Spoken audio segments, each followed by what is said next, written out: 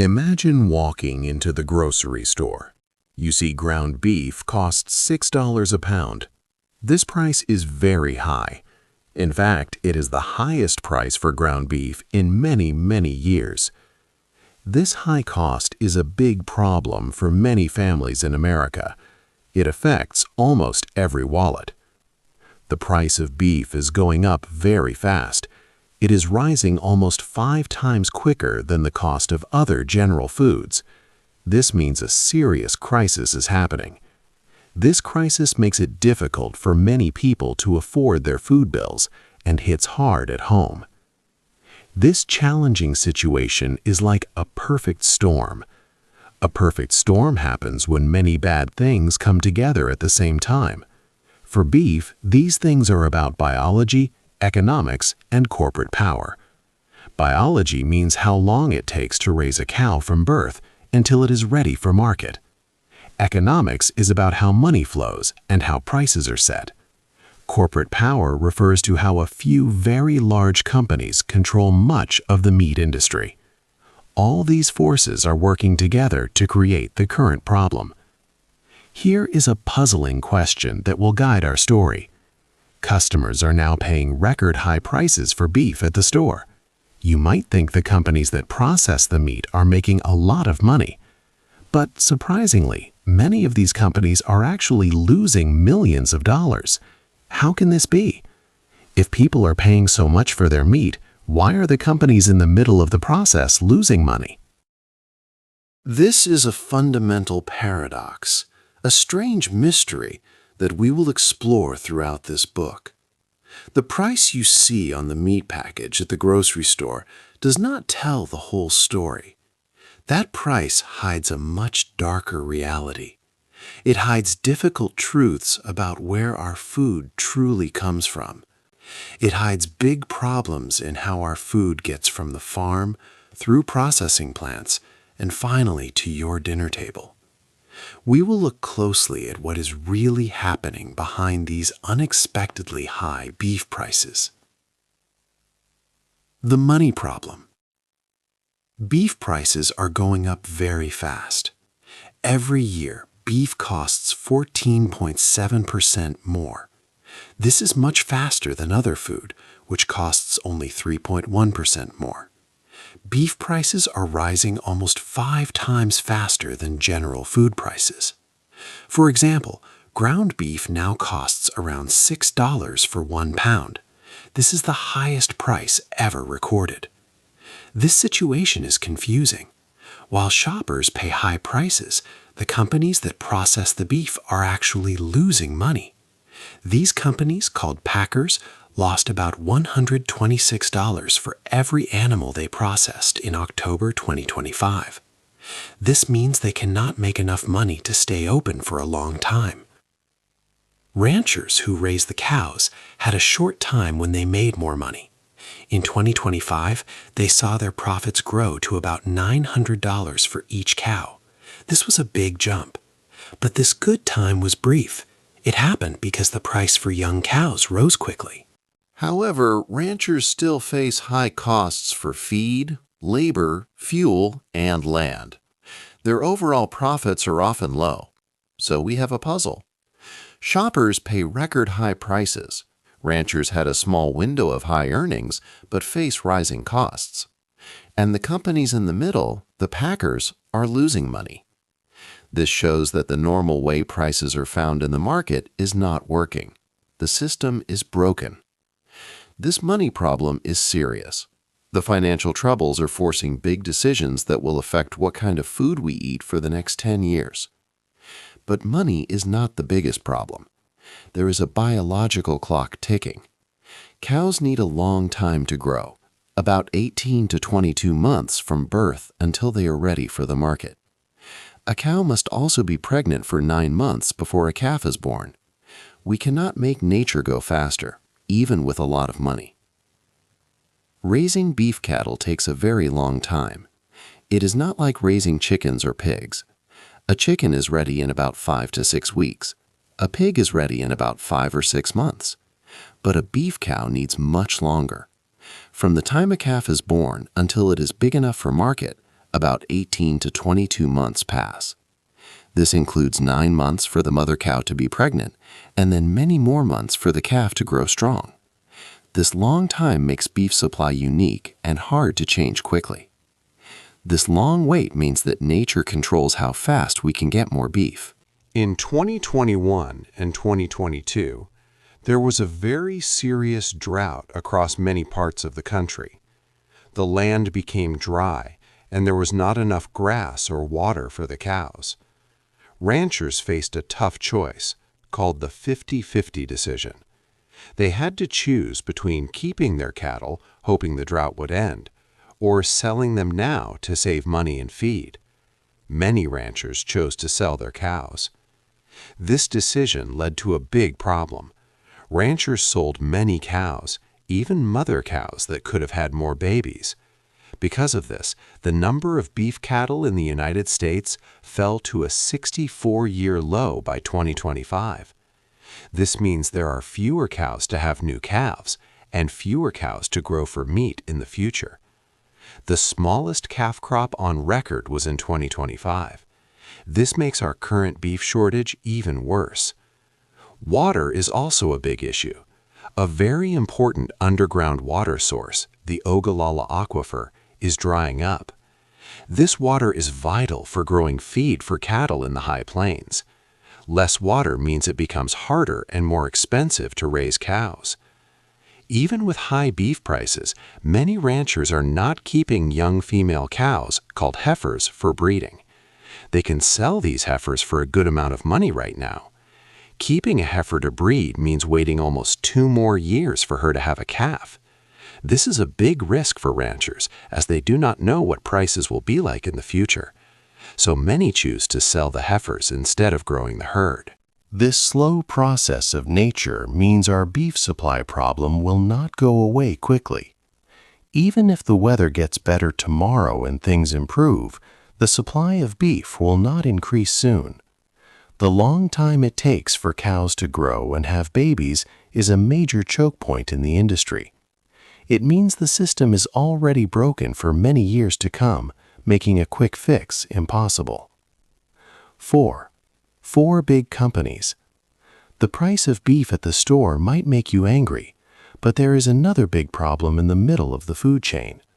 4 large companies control most of the meat that Americans eat.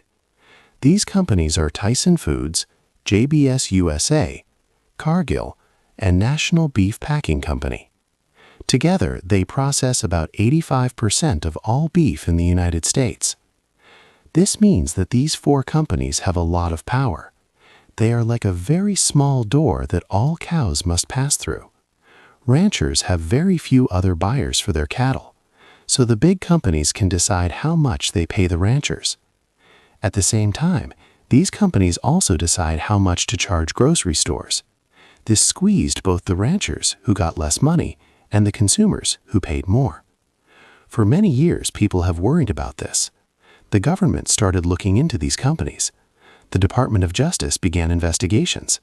They wanted to see if the companies were working together to set prices, which is against the law. This is called price fixing or collusion.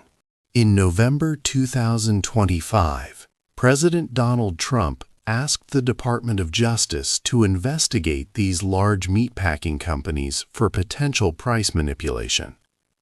These investigations led to big problems for the companies. For example, Tyson Foods and Cargill agreed to pay $87.5 million. JBS USA Food Company paid $83.5 million. These payments were to settle lawsuits. The lawsuit said that these companies worked together to control beef prices from 2014 to 2019. They made prices higher for consumers and paid ranchers less. One expert said that consumers lost about $1.9 billion because of this. These big companies set the rules. They decide how much cattle are worth and where the beef goes. Ranchers have little choice but to accept what is offered. This power helps explain why beef prices are so high.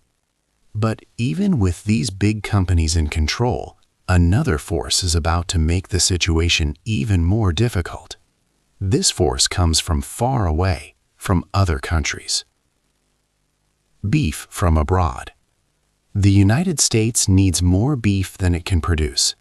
Each year, people in the U.S. eat about 12 million tons of beef, but the country only makes about 10 million tons. This means there is a 2 million ton gap. To fill this gap, the U.S. buys beef from other countries. Brazil, Australia, Canada, and Argentina are some of the main suppliers. Changes in trade rules can quickly affect beef prices. For example, in July 2025, the Trump administration put a large tax called a tariff on beef from Brazil. This tariff was 40%, making Brazilian beef much more expensive and cutting its imports in half. Later, in November 2025, the Trump administration lowered these tariffs by 10%. These changes show how political decisions in Washington instantly change the price of a burger. There have been other changes too. In October 2025, the Trump administration increased the amount of beef that could come from Argentina. This quota was quadrupled from 20,000 to 80,000 metric tons each year. Argentine beef mostly helps with ground beef supply, not the more expensive cuts. Another problem came in May 2025 with a ban on cattle imports from Mexico. This was because of screwworm, a flesh-eating parasite that harms livestock. Mexico usually sends about 1 million cattle to the U.S. each year. This ban took away about 855,000 head of cattle from the market, making the supply even tighter. While imports help, especially for ground beef, they do not fully solve the problem for all types of beef. Many people wonder if special labels like Product of USA can help local ranchers. Can these labels make a big difference for American farmers? Even with foreign beef filling the gap and prices remaining high, Americans are buying more beef. This is a puzzle. Despite high costs and imports, people's demand for beef is still very strong. 6. Why we still buy. This chapter looks at why Americans keep buying beef. Even with very high prices, people still choose beef. This is called inelastic demand. It means people will buy something even if the cost goes up a lot. Beef is a special food for many families. In 2024, Americans spent more than $40 billion on fresh beef. This was over half of all the money spent on fresh meat. Even with high prices, people ate 110.1 pounds of beef per person in 2025. This is more than chicken, 102.1 pounds, or pork, 53.3 pounds. A surprising change is that more people are buying better quality beef. 20 years ago, only 2 or 3% of beef was prime quality, but by 2024, over 10% was prime. This is double what it was 10 years ago. Ranchers get better money for prime beef, so they work to make more of it. People want this higher quality, even if it costs more. Many people do not want to switch to chicken or pork. Beef is a favorite protein. For them, chicken or pork is not the same. Also, some households have more money, so they are not as worried about higher beef prices. The price difference between beef and other meats has stayed about the same. This means beef still feels like a good choice to many buyers. This strong demand from buyers is causing big changes in the beef market. By 2030, what you find in grocery stores will look different. There will likely be more premium beef and less of the cheaper kinds. This is a permanent shift. But this strong demand faces a big problem: not enough beef to go around. Even if people want to buy, a breaking point is coming. This is when the amount of beef available simply won't be enough, no matter how much people are willing to pay. 7. Waiting for change. The waiting for lower beef prices will be long. Experts say prices will not go back to normal before the year 2027. Some think high prices will stay for many years after that. This is because of how cattle grow. To fix the problem, ranchers need to raise more cows.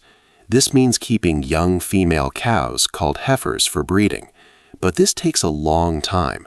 A heifer born today will not be old enough to have her own calf until 2026 or 2027. Then her calf will not be ready for market until 2028 or even 2029. This slow biological cycle makes quick changes impossible. The United States Department of Agriculture, or USDA, is trying to help. In October 2025, they announced a plan. It includes letting ranchers use more federal lands for grazing. This helps cows find food. They also promise to help ranchers with money for predator losses and offer better insurance. These steps aim to support ranchers so they can expand their herds. The USDA also wants to make sure Product of USA labels are correct to help American ranchers. However, there are other issues. Tyson Foods, a big meat company, said they would close their plant in Lexington, Nebraska. This plant processed about 5,000 cows every day. They also cut work at a Texas plant. When a big factory like this closes, it means fewer places can process cows. This might seem like it would lower prices because there is less demand for cattle, but it can also make prices stay high. Why? Because the remaining big companies now have even more power. They control a larger part of the market, which means less competition. This can make it harder for ranchers and keep prices up for shoppers. So we are in a time of waiting. The question remains, is this just a bad period that will get better like past cycles? Or is it a big, lasting change? Will affordable beef be a thing of the past forever? 8. What comes next? This final chapter brings together everything we have learned. The beef industry is entering a new normal. This means big changes are here to stay, not just for a short time. The problems are deep and lasting. First, it takes a long time for cows to grow. This biological fact means we cannot fix the supply shortage quickly. It takes years for herds to rebuild. Second, only 4 big companies control most of the meat processing in the United States. This gives them a lot of power over prices. Third, bad weather, like long droughts, has made it very hard for ranchers to raise enough cattle. They have been forced to sell animals, reducing future supply even more. Because of all these strong reasons, the time of cheap beef is likely finished. Prices will stay high for many years. This is not just part of a normal cycle that will quickly get better. These are permanent structural shifts in how beef is produced and sold in America. The way our food system works has truly changed. In this new normal, high-quality beef, like prime steaks, will become a luxury. Fewer people will buy it often, maybe only for special occasions. Regular ground beef will still be available, but much of it will come from other countries. We will rely more on imports from places like Brazil and Argentina to fill our grocery store shelves.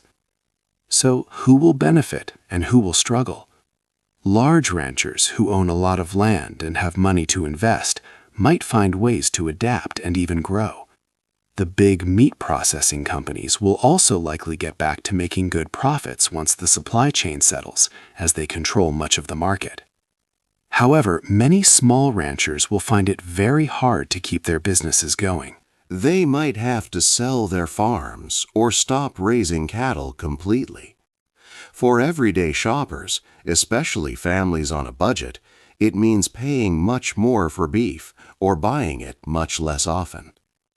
Eating beef will become a different experience for many American families. This crisis has truly changed our food system. It shows how many complex things affect what we eat. What do you think about these big changes for beef? How will it change what you buy at the store for your family? Hey there! Just a second before you go.